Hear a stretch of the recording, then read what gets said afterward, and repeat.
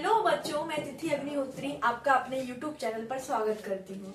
आशा करती हूँ कि सभी बच्चे बहुत अच्छे से अपनी बोर्ड्स एग्जाम की तैयारियों में जुटे हुए होंगे। और आज हम आपके सामने आपकी कक्षा 10वीं के जो मैथ्स विषय है, गणित विषय है, उसके महत्वपूर्ण प्रश्न जो बिल्कुल सीधे परीक्षा में आते हैं उन पर चर्चा करेंगे। आज हमने एक ऐसा टॉपिक डिस्कस करेंगे आपके सामने, सिर्फ एक टॉपिक नहीं, हम आपके सामने पूरे 5 टॉपिक डिस्कस करेंगे, जिससे आपके 100 आउट ऑफ 100 नंबर जो लाने हैं आपको, उस सीरीज को ये चैलेंज करेंगे, टक्कर देंगे। और आप एक बात याद रखना, अगर आप इस वीडियो को बहुत अच्छे से देखते हैं और एक एक चीज को बारीकी से समझते हैं तो कोई भी आपको परीक्षा में चैलेंज नहीं कर सकता है कि जिस तरीके के प्रश्न इसमें बताए जाएंगे उससे कोई भी प्रश्न बाहर आएगा। हाँ, नंबर्स चेंज हो सकते हैं, संख्याएं इधर की उधर हो सकती हैं, लेकिन पैटर्न यही रहेगा। मैंने ये प्रश्न बहुत ही सोच समझ के पिछली कक्षाओं का एनालिसिस करके कि पिछली बोर्ड परीक्षाओं में किस तरीके से 10वीं कक्षा में प्रश्न पूछे गए थे, और कुछ जो प्रश्न मुझे खुद से लगे कि हाँ ये बहुत इंपॉर्टेंट है, बताना जरूरी है, उनको पूरा एनालिसिस करके आपके सामने रखा है। तो उम्मीद करते हैं कि सभी बहुत अच्छे से इसको समझेंगे। तो सभी को पता है कि आपका पहला चैप्टर जो है उसमें अपन को गुणनखंड सीखने हैं। गुणनखंड कैसे सीखने हैं? अभाज्य गुणनखंड, जिसको इंग्लिश में बोलते हैं प्राइम फैक्टराइजेशन। क्या बोलते हैं बच्चों?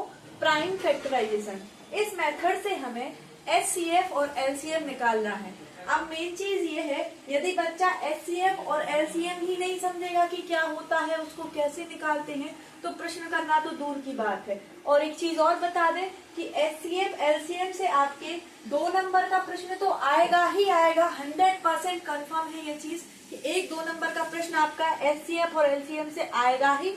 साथ में ऑब्जेक्टिव में 2 से 3 नंबर का HCF LCM आपसे पूछा जाएगा, या कोई फॉर्मूला पूछ लिया जाएगा, या कोई संख्याएं दी जाएंगी, उनका HCF दिया जाएगा, फिर आपसे LCM पूछा जाएगा। इस तरीके से कुछ भी आपसे पूछा जा सकता है। मतलब मान के चलिए कि 4 नंबर का, 4 से 5 नंबर का, इससे कम नहीं होगा आपका LCM HCF का ये टॉपिक है। और जितने भी प्रश्न आपको आज इस वीडियो में कराए जाएंगे वो वेरी वेरी इंपॉर्टेंट क्वेश्चंस हैं, ये चीज याद रखना। हमारा टारगेट 100 आउट ऑफ 100 है। चलिए तो बच्चों, बिना समय गंवाए इस परीक्षा के महत्वपूर्ण समय में हम तैयारी करते हैं।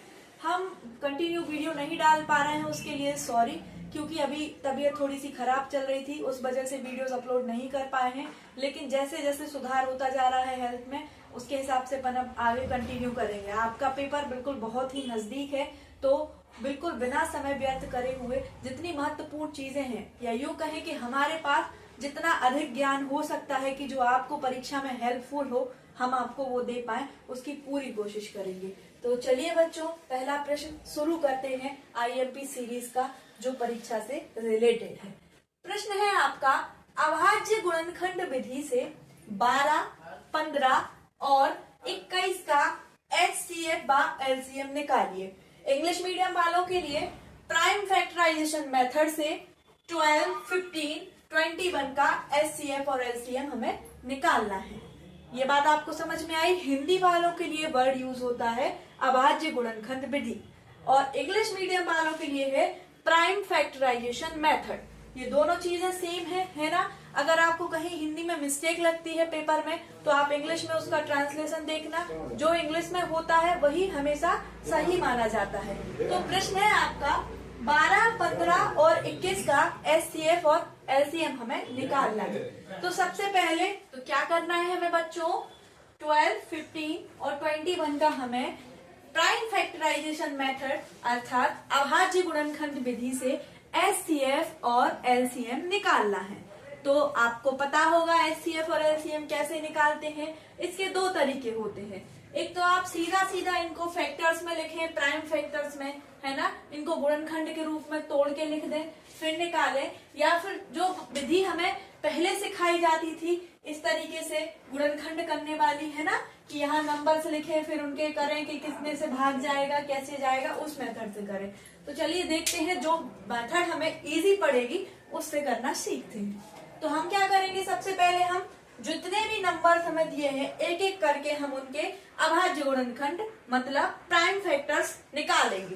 तो पहले देखते हैं क्या लिखा है। पहला अंक क्या है हमारे पास, 12 है, 12 है। तो 12 को हमने लिखा, क्या लिख सकते हैं, 12 के अभाज्य गुणनखंड प्राइम फैक्टर्स क्या होंगे, 2 इंटू 2 इंटू 3, 2 गुणे 3, तब क्या हो जाएगा ये 12। उसी तरीके से 15 लिखेंगे, 15 लिखेंगे, 3 इंटू 5, 3 गुणा 5। 21 को क्या लिखेंगे, 3 इंटू 7, मतलब 3 गुणा 7। अब एक बात सुनिए, आप ध्यान से सोचिए और समझिए कि इनको इस तरीके से ही क्यों लिखा। भाई 12 को तो हम 6 गुणा 2 भी लिख सकते हैं, है ना। 6 का मल्टीप्लाई 2 में होता है तब भी 12 बनेगा। तो हमने इसको 2 गुणा 2 गुणा 3 ही क्यों लिखा, इसलिए लिखा क्योंकि हमें इसके अभाज्य गुणनखंड करने हैं, प्राइम फैक्टर्स करने हैं। प्राइम फैक्टर्स का मतलब होता है, अभाज्य गुणनखंड का मतलब होता है कि उस दी हुई संख्या को ऐसे भागों में तोड़ना, दिए हुए नंबर को ऐसे डिजिट्स में तोड़ना जिनको सिर्फ वो खुद ही नंबर से डिवाइड होते हैं, मतलब सिर्फ खुद के द्वारा कैंसल आउट होते हैं। इसके अलावा वो किसी से कैंसल आउट नहीं होंगे, किसी और संख्या से उसमें भाग नहीं जाएगा, तो उनको हम बोलते हैं अभाज्य गुणनखंड। और यहाँ पर हमारे लिए 2, 3, 5, 7 जितनी भी संख्याएं हैं ये अभाज्य संख्याएं हैं, प्राइम नंबर्स हैं। कैसे नंबर्स हैं, प्राइम नंबर्स हैं। प्राइम नंबर्स की डेफिनेशन क्या होती है बच्चों, ऐसे नंबर्स जो खुद से ही डिवाइड होते हैं, खुद से ही उनको कैंसल आउट किया जा सकता है, भाग दिया जा सकता है, ऐसे नंबर्स को हम बोलते हैं अभाज्य गुणनखंड वाले नंबर्स। ठीक है, इसलिए हमने 12 को लिखा 2 गुणा 2 गुणा 3, 2 इंटू 2 इंटू 3। इसी तरीके से 15 को लिखा 3 इंटू 5, 21 को लिखा 3 इंटू 7। अब बात आती है एचसीएफ और एलसीएम की। जब भी आपको एचसीएफ निकालने को कहा जाता है कि दी हुई नंबर्स का एचसीएफ निकालिए, तो क्या करते हैं अपन, जितनी भी संख्याएं 2, 3, 4 आपको दी गई हैं, उन पूरी संख्याओं के जो आपने फैक्टर्स किए हैं, गुणनखंड किए हैं, उसमें आप देखेंगे कि ऐसे नंबर जो सभी में कॉमन है। तो हम देखेंगे 12 में क्या लिखा है, 2 गुणा 2 गुणा 3, 15 में क्या लिखा है, 3 गुणा 5, 21 में क्या लिखा है, 3 गुणा 7। तो हम देख रहे हैं यहाँ पे बिल्कुल आसानी से समझ में आ रहा है कि 12 में जो 3 है वो आ रहा है, 15 में भी 3 आ रहा है और 21 में भी 3 आ रहा है। तीनों जगह हमें क्या मिल गया, कॉमन 3 मिला है ना। इसके अलावा और भी संख्याएं कोई मिलती तो हम उनको अंडरलाइन करते, कॉमन निकालते। सिर्फ हमें क्या क्या मिल रहा है, यहाँ पे 3 मिल रहा है। और ज्यादा सी प्रॉब्लम किसी को है तो 1 भी लिख सकते हैं आप साथ में। तो एचसीएफ क्या हो जाएगा, इस संख्या का 3 हो जाएगा। इसका मतलब क्या हुआ, जो फैक्टर तीनों में मिला हमें उसको हमने एचसीएफ माना। क्या माना बच्चों, एचसीएफ माना। एचसीएफ का मतलब ही होता है हाईएस्ट कॉमन फैक्टर, जो तीनों में हमें कॉमन मिले, उभयनिष्ठ मिले। तो हमने क्या लिखा, एचसीएफ कितना आ गया हमारा, 3 आ गया। अब चलते हैं एलसीएम की तरफ, लीस्ट कॉमन मल्टीपल, एलसीएम की तरफ। एलसीएम में हम क्या करते हैं, सबसे पहले जो हमने एचसीएफ निकाला है उसको लिख देते हैं। कितना निकाला था, 3 निकाला था, तो सब में से 3 बाहर आ चुका है। फिर जितनी भी संख्याएं और बचती हैं उनको भी गुणा में चिपका देंगे, इसके साथ जोड़ देंगे और सबका मल्टीप्लाई कर देंगे, गुणा कर देंगे, तो हमारा एलसीएम बन जाता है। तो 3 हमने लिख लिया एचसीएफ का। फिर क्या बच रहा है, 2 और 2, तो हमने ये 2 गुणा 2 लिख लिए। यहाँ से 3 पहले ही लिख चुके हैं हम। क्या बच रहा है, सिर्फ 5, तो हमने 5 लिख दिया। इसके बाद यहाँ से भी 3 चला गया, क्या बच रहा है, सिर्फ 7, तो हमने यहाँ पे 7 लिख दिया। इन सबका आपस में मल्टीप्लाई किया तो कितना आ गया, 420। कितना आ गया बच्चों, 420। ठीक है, 3 2 जा 6, 6 2 जा 12, 12 5 जा 60 और उसमें 7 का मल्टीप्लाई, तो ये हमारा हो गया 420। तो हमारा एचसीएफ हो गया 3 और एलसीएम हो गया 420। और हमें सिर्फ यही निकालना था कि 12, 15 और 21 का एचसीएफ और एलसीएम निकालिए। तो ये बिल्कुल आसान तरीका है जो आपको समझाने के लिए उपयोग किया है मैंने। बिल्कुल ध्यान से एक एक टर्म इस प्रश्न का समझ लीजिए। ये प्रश्न आपको छपा मिलेगा पेपर में और हमारा टारगेट क्या है 100 आउट ऑफ 100। तो आप चीजों को इतनी गहनता से, इतनी बारीकता से अपने दिमाग में बैठा लीजिए, जैसे ही आप पेपर में प्रश्न देखें और तुरंत उसको करें बिना समय गवाए। तो ये मेथड आपको समझ में आ गई होगी, उम्मीद करते हैं। एक बार फिर से इसका रिवीजन करवा देते हैं आपको। चलिए मेरे साथ इसका रिवीजन कीजिए अपनी अपनी कॉपियों पे बिना देखे। कैसे? सबसे पहले जब भी हमसे कहा जाए कि प्राइम फैक्टराइजेशन मेथड से दी हुई संख्याओं का एचसीएफ या एलसीएम या दोनों निकालिए, तो क्या करते हैं हम? सबसे पहले दी गई संख्या के अभाज्य गुणनखंड करते हैं। अभाज्य गुणनखंड कैसे करेंगे? 12 को ऐसी डिजिट्स में लिखेंगे, ऐसी संख्याओं में तोड़ के लिखेंगे कि वो सिर्फ प्राइम नंबर्स में मिले हमें। तो 12 को हमने लिखा 2 इंटू 2 इंटू 3, 15 को लिखा 3 इंटू 5, 21 को लिखा 3 इंटू 7। एचसीएफ के लिए क्या करेंगे? जितनी भी संख्याएं हमें दी जाती हैं 2 या 3, उनमें से जो कॉमन मिलेगा उसको लिख देंगे। जैसे घर में मम्मी खाना बनाती है ना, कुछ बच्चे दाल चावल पसंद करते हैं, कुछ सब्जी रोटी पसंद करते हैं, है ना, लेकिन बाहर का खाना सब पसंद करते हैं, फास्ट फूड सभी को पसंद होता है। तो किसी ने मम्मी से पूछा है भाई आपके बच्चे क्या खाते हैं, किसी के 2 बच्चे हैं मान लो, तो दोनों बच्चों का बोला कि दोनों बच्चे कॉमन चीज क्या खाते हैं। अपन किसी रिश्तेदार के यहाँ गए, उनने पूछा भाई बच्चे जो खाते होंगे बच्चों के लिए वो बना देंगे। मम्मी ने बोला दोनों बच्चे मैगी खा लेते हैं, है ना। लेकिन अगर वो बोलती कि दाल चावल खा लेते हैं, कोई बोलेगा सब्जी रोटी खाएंगे हम, तो अलग अलग परेशान होते हैं, है ना। तो कॉमन क्या है? हाईएस्ट कॉमन, दोनों में कॉमन क्या निकला? 3 निकला, मैगी निकली कॉमन, है ना। तो इसको हम क्या बोलेंगे? एचसीएफ बोलेंगे। और एलसीएम क्या होता है? उस मैगी को मिला के भी भाई सबकी फरमाइश है, ये दाल हो गई, चावल हो गई, रोटी हो गई, सब्जी हो गई, उन सबका आपस में गुणा कर दिया। ये थाली किसकी हो गई? पापा की हो गई, बॉस की हो गई, घर के, वो सारी चीजें खाते हैं, है ना। तो एलसीएम हो गया टोटल मिला के पूरा मल्टीप्लाई, और एचसीएफ हो गया जो दोनों में कॉमन है। ठीक है, यहाँ तक क्लियर हो गया सबको। अब एक और चीज आप याद रखिएगा, एक सूत्र होता है एचसीएफ और एलसीएम का, एक फॉर्मूला होता है A इंटू बी बराबर एचसीएफ इंटू एलसीएम। इसका क्या मतलब होता है? इस पर आधारित एक क्वेश्चन यहाँ पे लिखा है, उसको भी आप थोड़ा सा समझ लें। ये फॉर्मूला होता है A इंटू बी का मतलब है A गुणा बी, मतलब कोई दो संख्याएं जो गुणा में लिखी हुई हैं तो वो काय के बराबर होती हैं? उस संख्या के एचसीएफ और एलसीएम के गुणा के। कहने का मतलब है यदि आपको कोई दो संख्याएं A और B दी गई हैं, आप उन दोनों का गुणा करना चाहते हैं, तो उन दोनों संख्याओं का गुणा काय के बराबर होगा बच्चों?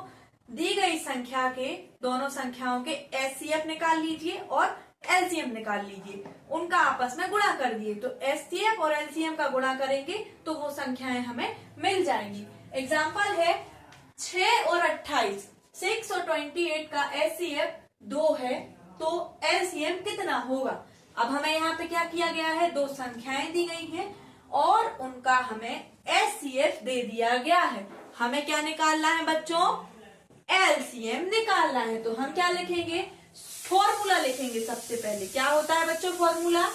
A इंटू बी बराबर एलसीएम गुणा एचसीएफ। A इंटू बी बराबर एलसीएम इंटू एचसीएफ। माना कि अपन ने क्या मान लिया कि A कितना है? 6 है, B कितना है? 28 है, 28 है ना। तो क्या लिखा है फॉर्मूला हमारा? A इंटू बी बराबर एलसीएम इंटू एचसीएफ। तो हम वैल्यूज पुट कर देंगे सिर्फ, और कुछ नहीं करना है। तो A की जगह पे 6 रखा, इंटू B की जगह पे 28 रखा, इज इक्वल एलसीएम हमें निकालना है तो एलसीएम लिख दिया, इंटू एचसीएफ कितना दिया है हमें? 2 दिया है। अब हमें निकालना क्या है? एलसीएम निकालना है। तो एलसीएम बराबर हो जाएगा 6 इंटू 28, और ये 2 इसके एलसीएम के मल्टीप्लाई में है, दूसरी तरफ जाएगा तो अपॉन यानी कि भाग में चला जाएगा। इसको हम सॉल्व करेंगे, 2 3 जा 6, मल्टीप्लाई करेंगे तो एलसीएम कितना आ जाएगा हमारे लिए? 84। ये हमारा आंसर होगा। कितना होगा बच्चों आंसर? 84। तो हमने दो चीजें सीखी, एक तो एचसीएफ और एलसीएम कैसे निकालना है जब कोई संख्या दी जाए, तो कोई हमें नंबर दिए हुए हैं और बोला जाए प्राइम फैक्टराइजेशन मेथड से इनका एचसीएफ और एलसीएम निकालिए, तो इस तरीके से निकालेंगे। और दूसरी कौन सी चीज है, फॉर्मूला है हमारा a इंटू बी बराबर एचसीएफ इंटू एलसीएम। क्या है, एलसीएम इंटू एचसीएफ या एचसीएफ इंटू एलसीएम, ये हमारा फॉर्मूला है। हमें कोई भी 3 चीजें दी जाएंगी, कौन सी बच्चों, 3 चीजें दी जाएंगी, और चौथी चीज जो हमारी वहां पे अवेलेबल नहीं है उसको हमें फाइंड आउट करना है, निकालना है। ठीक है, तो यहाँ पे जैसे हमें ए बी और एचसीएफ दिया था ना, तो हमने क्या निकाला, एलसीएम निकाला। हमें एलसीएम और एचसीएफ दिया होता, ए अभी में से कोई संख्या दी होती और कोई दूसरी संख्या निकालनी होती, तब भी हम निकाल लेते। हमें एलसीएम और एचसीएफ और बी दिया होता तो हम ए निकाल लेते, ए बी और एलसीएम दिया होता तो हम एचसीएफ निकाल लेते। क्लियर हो गया होगा बच्चों यहाँ तक सभी को। तो एलसीएम एचसीएफ का बिल्कुल दिमाग में कॉन्सेप्ट क्लियर कर लेना है ना। चलिए अब आगे बच्चों, एक और महत्वपूर्ण प्रश्न जो बिल्कुल परीक्षा से रिलेटेड है, एलसीएम और एचसीएफ के साथ इस प्रश्न का भी उतना ही महत्व है ना, तो इसको भी एक बार बिल्कुल आसान तरीके से समझते हैं, है ना। एक प्रश्न लिखा है आपके सामने, 5√7 एक अपरिमेय संख्या है। हमें क्या सिद्ध करना है, 5√7 एक अपरिमेय संख्या है। तो जब भी आपको इस तरीके का प्रश्न दिखाए या परीक्षा में कि कोई भी अंडर रूट में संख्या है ना, 3 कह लो या बटे में भी कुछ और संख्या कह लो, इस तरीके का कोई भी प्रश्न आपके सामने आता है कि उसको आपको अपरिमेय सिद्ध करना है कि कोई दी हुई संख्या कैसी है हमारी बच्चों, अपरिमेय संख्या है। तो इसको कैसे करेंगे हम क्या करेंगे, देखो हमें साफ साफ दिख रहा है, कोई भी चीज अंडर रूट में लिखी है भाई, तो सबसे पहले तो वो क्या है, प्राइम है। प्राइम मतलब कैसी है, अभाज्य है। और कोई भी अभाज्य संख्या है, जब वो किसी संख्या से कट ही नहीं रही है, किसी संख्या से डिवाइड नहीं होती है, तो वो क्या होती है, अभाज्य होती है। अभाज्य संख्या कैसी होती है, सदैव ही अपरिमेय होती है। कैसी होती है बच्चों, हमेशा ही अपरिमेय होती है। और हमें यही सिर्फ प्रूफ करना है। तो हम क्या करेंगे, जब भी ऐसा प्रश्न आएगा तो हम क्या करेंगे, दी हुई संख्या को, दिए हुए नंबर को जो अंडर रूट में आपको दिया गया है उसको अपन विरोध में मानेंगे, विरोधाभास स्थिति में मानेंगे। तो हम क्या मानेंगे, क्या करना है बच्चों, हमें यहाँ पे प्रूफ करना है कि 5√7 एक अपरिमेय संख्या है। तो इस स्थिति में हमें क्या करना है, जैसे हमें यहाँ पे 5√7 दिया है तो हम मान लेंगे, है ना, क्या मानेंगे कि ये एक परिमेय संख्या है। सिर्फ मानना है, प्रूफ तो हमें करना है कि अपरिमेय है। और दिख भी रहा है कि ये अपरिमेय है। क्यों है, क्योंकि अंडर रूट में जो संख्या लिखी हुई है वो हमारी अभाज्य संख्या है, प्राइम नंबर है, और प्राइम नंबर हमेशा अपरिमेय ही होता है। लेकिन हमें इसको प्रूफ करना है, तो हम करेंगे, माना 5√7 एक परिमेय संख्या है। परिमेय संख्या है मतलब क्या है, P/Q के रूप में है। क्या है बच्चों, P/Q के रूप में है। तो हम क्या लिखेंगे, 5√7 बराबर A/B। कितना हो गया, 5√7 बराबर A/B। तो हमने लिख लिया क्या है, ये परिमेय संख्या है। तो √7 बराबर कितना हो जाएगा, A/5B। कैसे हो जाएगा, ये 5 इसके मल्टीप्लाई में है, दूसरी तरफ जाएगा तो इसके भाग में जाएगा। ठीक है, तो A/5B, ये इधर तक क्लियर हो गया होगा। अब क्या है, √7 कैसी है हमारी, अपरिमेय है। क्यों है, क्योंकि 7 के कोई फैक्टर्स यहाँ पे नहीं होंगे, और 7 कैसी है हमारी, करनी में है, अंडर रूट में है, तो ये क्या हो जाएगी हमारी, अपरिमेय। फिर बराबर का चिन्ह लगा है तो लगा दिया हमने, लगा दिया A/5B। A/B के रूप में कोई भी संख्या है जिसका हर यानी कि ये वाला हिस्सा 0 के बराबर नहीं है, तो वो क्या कहलाती है, P/Q के रूप में, मतलब परिमेय संख्या। तो ये कौन सी संख्या हो गई हमारे लिए, परिमेय हो गई। कोई भी अपरिमेय संख्या परिमेय संख्या के बराबर नहीं होती है, लेकिन जो हमने माना था कि परिमेय संख्या है उसके हिसाब से तो यहाँ पे क्या आ गया बच्चों, परिमेय और अपरिमेय बराबर आ गए हैं। यदि परिमेय और अपरिमेय बराबर हो गए तो उनमें अंतर क्या हुआ, फिर तो उसको परिमेय बोल दो या अपरिमेय बोल दो, बात एक ही है। लेकिन ये स्थिति कैसे उत्पन्न हुई, विरोध की स्थिति है, ये लड़ाई की स्थिति है। ऐसे तो फिर परिमेय संख्याएं कहेंगी हम अपरिमेय हैं, अपरिमेय संख्याएं कहेंगी हम परिमेय संख्या है। तो ये हमारी विरोध की स्थिति है, लड़ाई की स्थिति है ना, दोनों के बीच में जंग की स्थिति है। तो इस स्थिति से बचने के लिए हमने बीच से रास्ता निकाला जो कि एक विरोधाभास है। क्यों है? कोई भी अपरिमेय संख्या परिमेय संख्या के बराबर नहीं होती है, और अगर हो रही है ऐसा कुछ है तो फिर वो संख्याएं एक ही हैं, ना तो वो परिमेय कहलाएंगी ना अपरिमेय कहलाएंगी।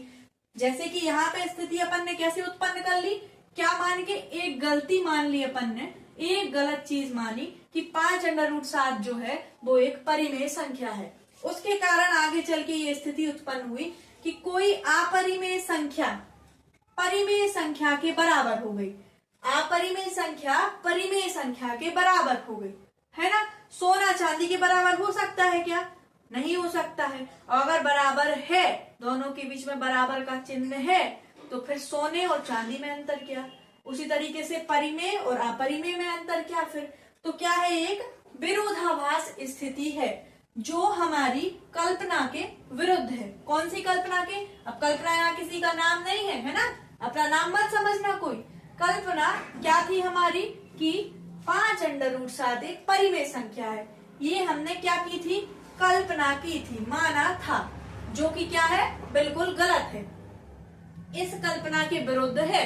तो निष्कर्ष क्या निकाला हमने कि 5√7 एक अपरिमेय संख्या है, इति सिद्धम। सिर्फ इतना सा करना है, जब भी आपको इस तरीके की संख्या दी गई हो आप उसको मानिए कि ये तो परिमेय संख्या ही है। जैसे पुलिस करती है ना, चोर को पकड़ती है ना, भले ही उसने चोरी की है कि नहीं की है, कि किसी ने मान लो 100 रुपए चुराए और पुलिस उसको पकड़ेगी कि तुमने तो 5,000 चुराए हैं, है ना।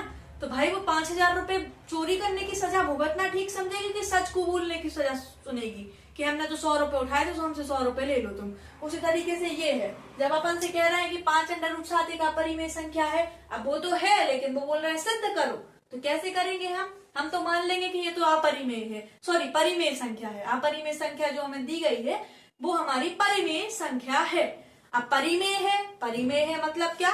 उसको P/Q के रूप में लिखो भाई। अगर परिमेय है तो हमने क्या माना, A/B के बराबर मान लिया, और 7√7 के मल्टीप्लाई में 5 लिखा था तो वो हो गया A/5B। अब क्या करना है, ये संख्या जो हमें √7 दी गई है ये कैसी है बच्चों? अपरिमेय है। अपरिमेय क्यों है? कोई भी संख्या √ के अंदर लिखी हुई है, यदि 8 लिखी है, 7 लिखी है, 5 लिखी है, तो सबसे पहले तो उसके प्राइम फैक्टर्स हैं, वो खुद प्राइम नंबर है, अभाज्य संख्या है, इसीलिए वो √ में लिखी है।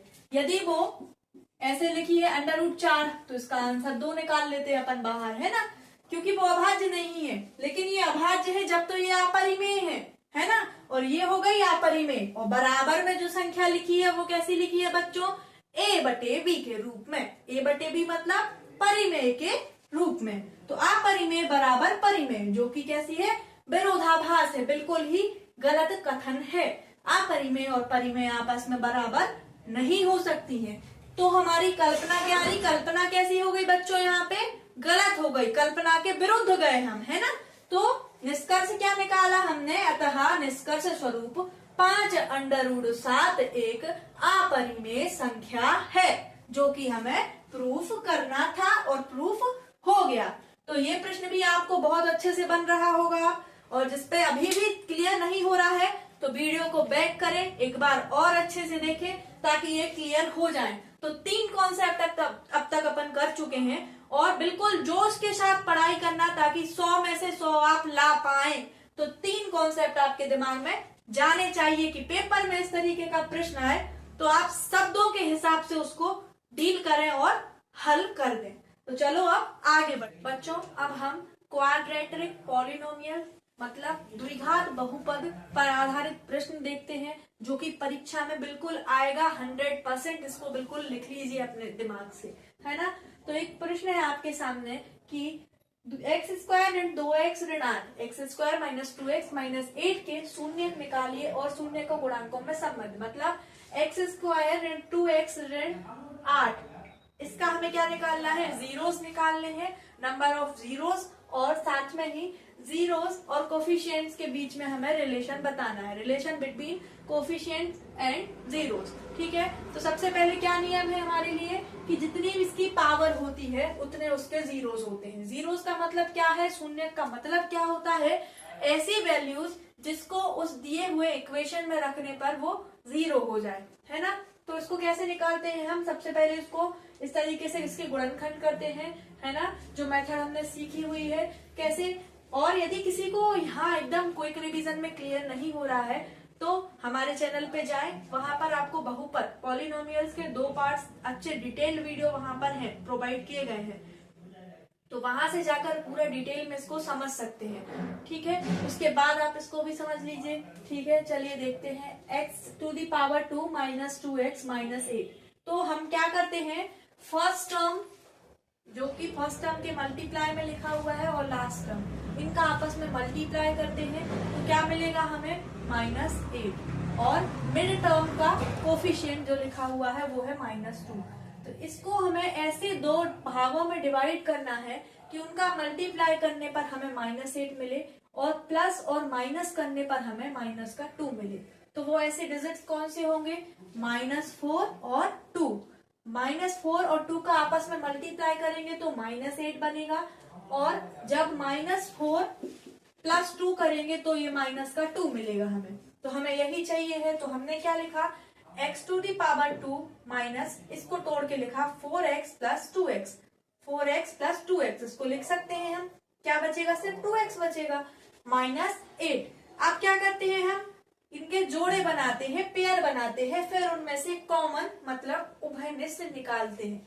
तो यहाँ पर कॉमन क्या आएगा, x आएगा, ब्रैकेट में बचेगा x - 4। फिर यहाँ से कॉमन क्या आएगा बच्चों, 2 आएगा, ब्रैकेट में बचेगा x - 4। x - 4 को हमने एक ब्रैकेट में लिखा, और दूसरे ब्रैकेट में जो दोनों ब्रैकेट के बाहर नंबर्स लिखे हैं, डिजिट लिखे हैं, उनको लिखेंगे।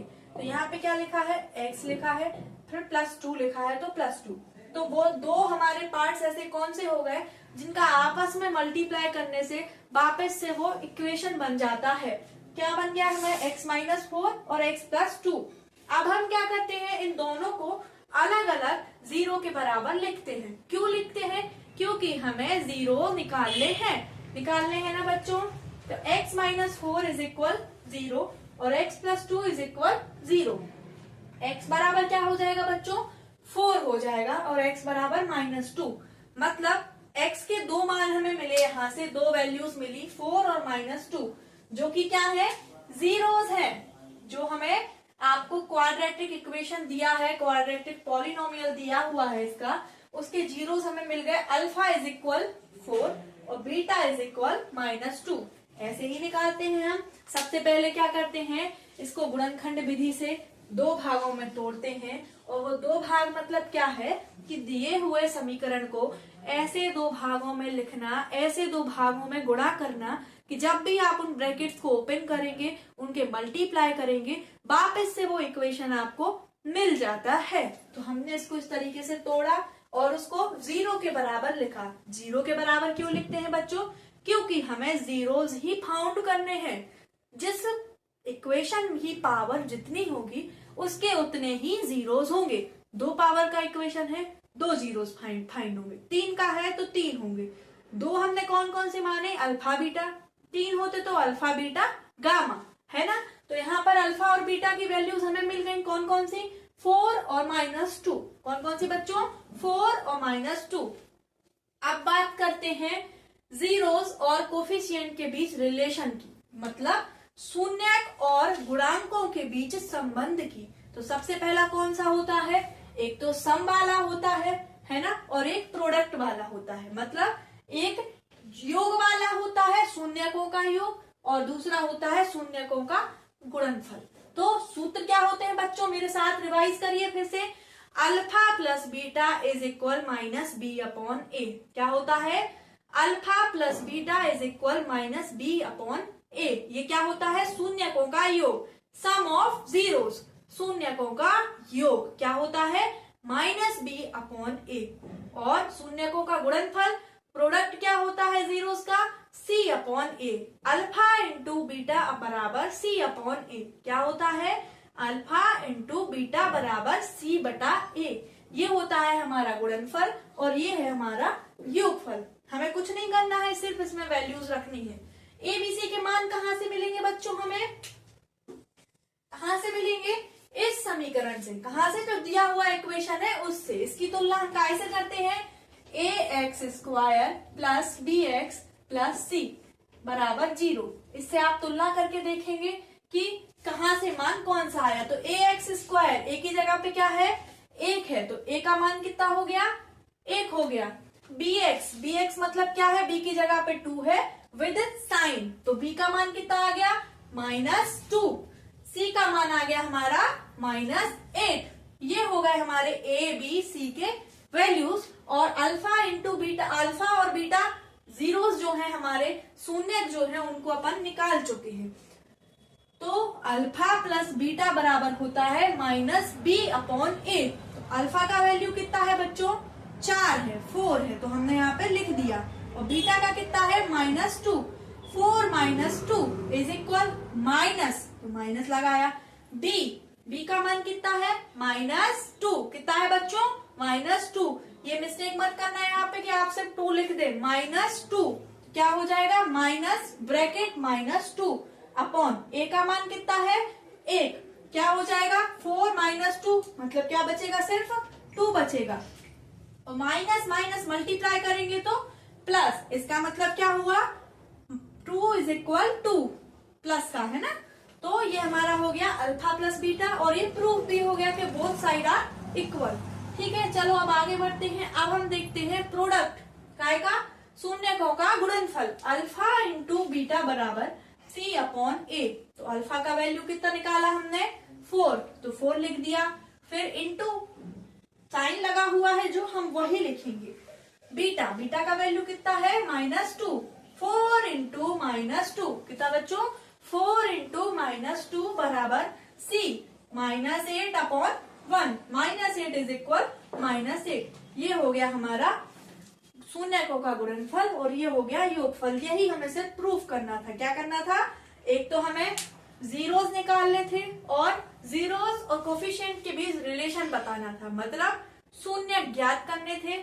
शून्यकों और गुणांकों के बीच में हमें संबंध बताना था। तो हमने शून्यक भी निकाले, जीरोस फाइंड किए सबसे पहले, उसके बाद इनके बीच में रिलेशन बताया कि शून्यकों और गुणांकों के बीच में क्या संबंध है, क्या रिलेशन है ना। तो अल्फा प्लस बीटा मतलब क्या होता है?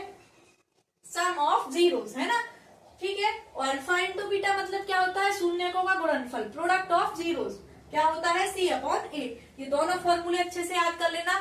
ये आपसे ऑब्जेक्टिव में भी पूछे जा सकते हैं फॉर्मूले, इसलिए ये भी 4 से 5 नंबर का आपका पूरा ये पैकेज है। एक तरीके से आपको 4 से 5 नंबर चाहिए तो बहुपद आपका, पॉलिनोमियल्स आपके बहुत ही मजबूत होने चाहिए। तो आप डिटेल वीडियो भी इसका देखें, मैं यही सजेस्ट करती हूँ आपको। चलिए बच्चों, अब अगले प्रश्न की तरफ बढ़ते हैं। बच्चों, अब अगला प्रश्न है हमारे लिए, यदि हमें शून्यकों का योग मतलब सम्स ऑफ जीरोस और शून्यकों का गुणनफल मतलब प्रोडक्ट ऑफ जीरोस दिया गया हो तो हम समीकरण कैसे निकालेंगे। एक बहुत ही बेहतरीन स्थिति है, ये बहुत इजी तरीके से आपको बताएंगे। ये आपको ऑब्जेक्टिव में भी पूछा जा सकता है और 2 नंबर के प्रश्न में भी पूछा जा सकता है, इसलिए ये बताना बहुत जरूरी है। आपको दिया गया है कि शून्यकों का योग मतलब अल्फा प्लस बीटा आपको दिया है -1/4, अल्फा इंटू बीटा दिया है 1/4। तो आपको बहुपद बताना है कि वो क्या होगा, वो पॉलिनोमियल क्या होगा, क्वाड्रेटिक इक्वेशन क्या होगा। तो कैसे निकालेंगे हम? अल्फा प्लस बीटा बराबर क्या होता है सूत्र बच्चों? -b/a। तो हमने लिखा -b/a। दिया क्या है अल्फा प्लस बीटा का वैल्यू हमें? 1/4, वो भी कैसा? -1/4 is equal -b/a। Alpha into beta बराबर क्या होता है? c/a। क्या होता है बच्चों? c/a। Alpha plus beta -b/a, alpha into beta c/a। 1/4 बराबर c/a, मतलब 1/4 इज इक्वल c/a। ये हमें वैल्यूज दी गई हैं। अब हमें कुछ नहीं करना है, सिर्फ इससे तुलना करनी है जो समीकरण हमने माना था। क्या माना था? ax² + bx + c। तो हम देखेंगे कि ए का वैल्यू दोनों जगह सेम है, मतलब ए का वैल्यू क्या हो गया 4 हो गया, बी का वैल्यू क्या हो गया 1 हो गया। क्यों हो गया 1? क्योंकि माइनस तो ये सिर्फ इसका क्वेश्चन का है, जो इसका फॉर्मूला है उसका माइनस है, तो क्या हो जाएगा बी का वैल्यू 1 और सी का वैल्यू भी 1। तो सिर्फ हम इसमें वैल्यू रखेंगे A X square plus B X plus C is equal 0 में। तो क्या हो जाएगा, ए की जगह पे क्या लिखना है हमें 4 एक्स स्क्वायर प्लस बी की जगह पे 1, तो सिर्फ एक्स आएगा, और सी की जगह पे भी 1। तो हमारा इक्वेशन क्या मिल गया हमें, क्या मिल गया हमें, बहुपद क्या मिल गया, द्विघात 4x square plus x plus 1 is equal 0। ये हमारा आंसर हो जाएगा। यदि किसी को यहाँ भी समझ में नहीं आ रहा है तो एक बार और बता देते हैं। जब भी आपको अल्फा प्लस बीटा और अल्फा इंटू बीटा की वैल्यूज दी जाती हैं, तो आप उनको फॉर्मूला लिखेंगे सबसे पहले, फिर फॉर्मूला में जहां पे उसका मान रखना है उसको लिखेंगे, और जो व्यापक समीकरण होता है उससे सिर्फ तुलना करेंगे, एबीसी के मान निकालेंगे और उसको इस समीकरण में रख देंगे, तो हमें ये इक्वेशन मिल जाएगा। यदि किसी को डिटेल में समझना है तो उसका वीडियो अपलोडेड है चैनल पे, उसको देख ले अच्छे से। चलो हम आगे बढ़ते हैं। बच्चों, जब भी आपको 2 लाइन्स ली हुई हो, 2 रेखाएं दी गई हो, और आपको प्रूफ करना है कि वो रेखाएं समांतर हैं, पैरेलल हैं, इंटरसेक्ट हैं मतलब प्रतिच्छेदी हैं, या फिर संपाती हैं मतलब एक के ऊपर से गुजर रही हैं दोनों, तो आप किस तरीके से करेंगे, उनकी क्या कंडीशन है।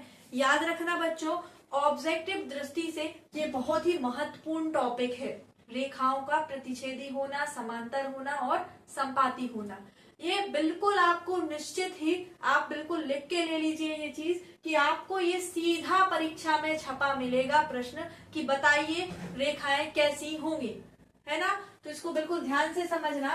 तो वो जो 2 रेखाएं होती है उस किस फॉर्म में होती है, उनका रूप क्या होता है, a1x plus b1y plus c1 is equal 0, a2x plus b2y plus c2 is equal 0। हमने इसको एक समीकरण माना, इसको दूसरा माना, ये 2 रेखा के समीकरण है। आपको बताना है कि किस कंडीशन में ये समांतर होती है, संपाती होती है या प्रतिच्छेदी होती है, उनकी अलग अलग कंडीशंस होती हैं। आप सिर्फ इसको याद रखिएगा, ये बहुत इजीली आपको समझ में आ जाएगा। ये पहले भी हम बता चुके हैं, डिटेल्ड वीडियोस पे बना हुआ है। ये सिर्फ आपका परीक्षा की दृष्टि से उसको नजर में रखते हुए एक क्विक रिवीजन कराया जा रहा है, ताकि सारी चीजों का रिवीजन आपको अच्छे से हो जाए।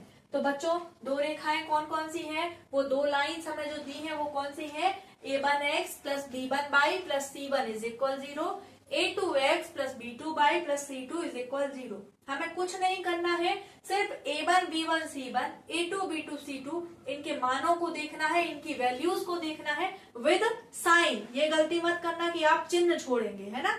आपको साइन को लेके चलना ही पड़ेगा। पॉजिटिव है तो पॉजिटिव लिखेंगे, नेगेटिव है तो नेगेटिव लिखेंगे।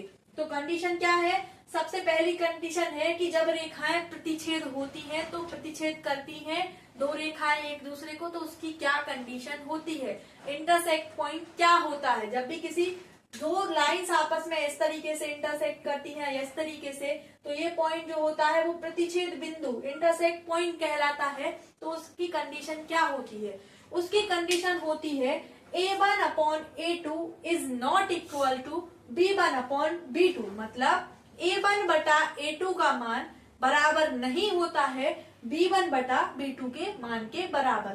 तब रेखाएं कैसी होती हैं, प्रतिच्छेद। कहने का मतलब है कि जो भी रेखाओं में वैल्यूज है a1 a2 b1 b2 की, जब a1 बटे a2 और b1 बटे b2 के मान आपस में बराबर नहीं होंगे तो वो रेखाएं प्रतिच्छेदी होंगी। दूसरी कंडीशन है जब रेखाएं संपाती होती हैं, है ना, कोइंसाइड होती हैं। तो क्या होता है जब रेखाएं संपाती कैसे होती हैं, जब दोनों रेखाएं एक के ऊपर से गुजरती हैं, है ना।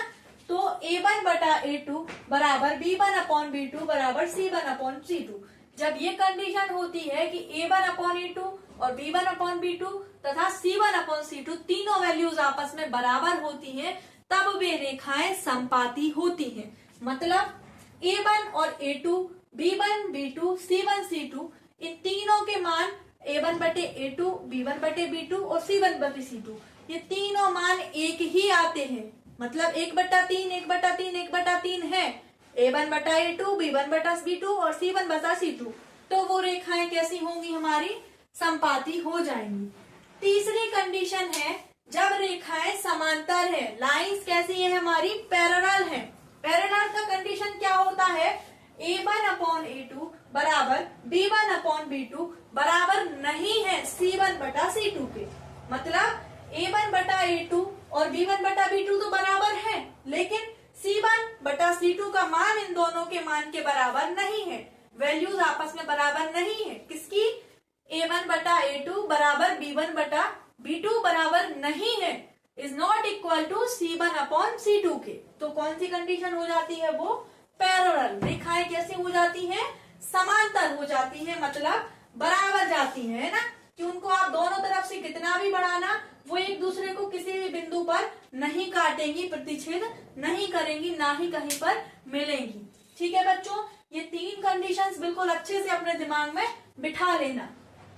एक एग्जाम्पल यहाँ पे लिख दिया है मैंने ताकि आपको क्लियर हो जाए।